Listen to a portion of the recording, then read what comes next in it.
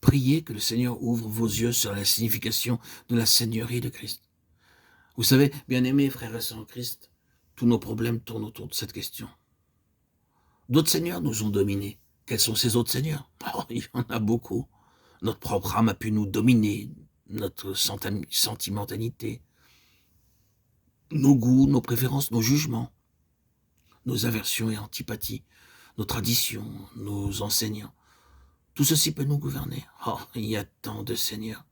Et ils peuvent être juste en train de gouverner. Le Seigneur est désireux de nous amener dans un lieu plus grand, plus libre, un lieu de ciel ouvert. Mais quelque chose nous tyrannise encore.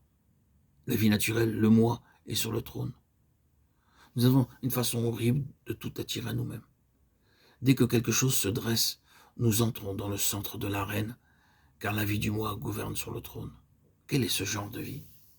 Eh bien, c'est une vie d'ombre, pour ne rien dire de pire. C'est une vie de limitation, inconstante, de haut et de bas, de faiblesse et d'incertitude.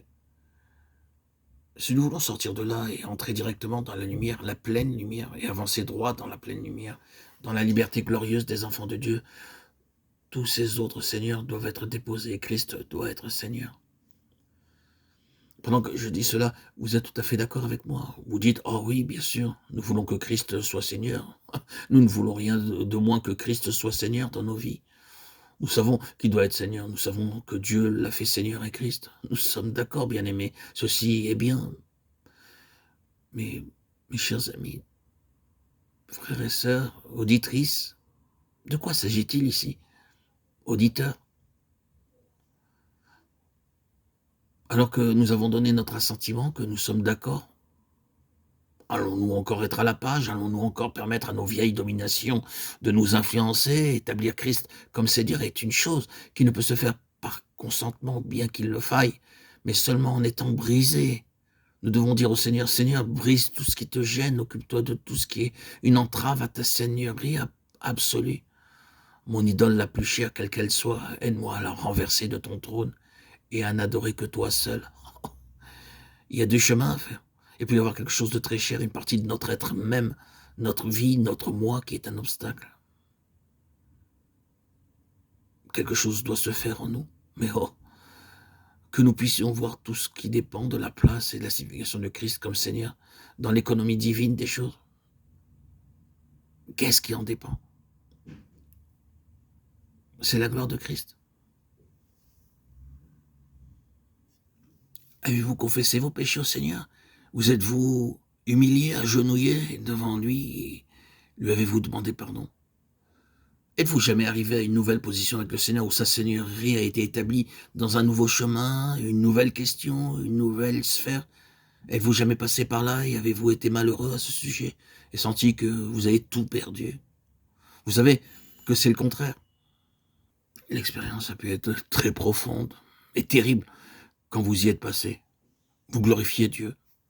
Quand Dieu s'occupe de ce qui est un obstacle à la seigneurie, c'est un temps sombre, plein de souffrance. C'est ce que nous ressentons quand nous sommes ainsi traités. Mais vous viendrez à la place où vous remercierez Dieu pour tout cela. Est-ce possible? Ah, je suis sûr, et dans un certain degré, l'expérience le confirme, que quand nous sommes de l'autre côté et que le Seigneur a une nouvelle place dans nos vies, nous le remercions infiniment. Remplis de grâce, nous lui disons, tu as été juste, fidèle et véritable. Vous pouvez le dire comme faisant partie de votre foi, mais c'est une grande chose de le dire comme faisant partie de votre expérience fidèle et véritable. La gloire de Dieu sur la face de Jésus-Christ, la gloire de Christ, l'évangile de la gloire de Christ comme Fils de Dieu, tout nous est présenté dans des termes de vie, lumière, seigneurie, les trois prérogatives de la gloire du Fils de Dieu. Oh frères et sœurs en Christ, bien-aimés, auditeurs, auditrices, mes chers amis, vous qui m'écoutez depuis si longtemps, que le Seigneur nous amène à le vivre pleinement, à vivre cette présence vivifiante, régénérante, en permanence dans notre quotidien, dans nos vies propres.